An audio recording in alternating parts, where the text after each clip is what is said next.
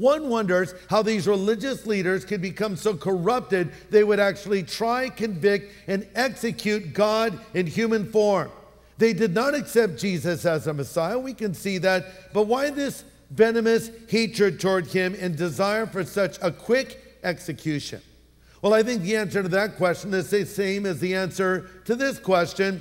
Why do people reject Jesus Christ without even taking time to consider his claims? It's amazing. You'll talk to someone about their faith and they'll say, well, I'm not into that. I don't believe that. Well, have you ever read the Bible? No. Well, I actually have a Bible here right now. Would you put that thing away? Well, it won't attack you. Put it away.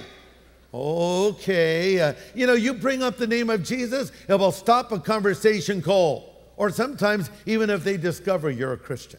I was in Seattle a while back and we were holding some meetings there in preparation for our crusade. And so I was walking around town and I've never seen so many coffee places in my life. If you've ever been to Seattle, that whole city is wired on caffeine, okay?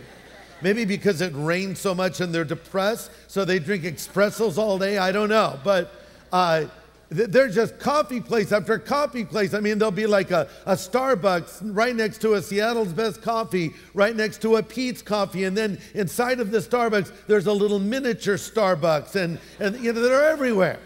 And anyway, so I'm walking around town and someone told me that down near the fish market, there was a killer place that served clam chowder. Well, I like clam chowder, so I went in and ordered a cup, and I'm talking with the guy about how they make it and how long it takes. He's a very friendly guy, very chatty and so forth. And so as we're talking, I said, hey, I was wondering if I could put one of these flyers up. We're holding this event, and I gave him a flyer for our crusade, and he looked at that and he read it and he says, wait, that's a Christian band.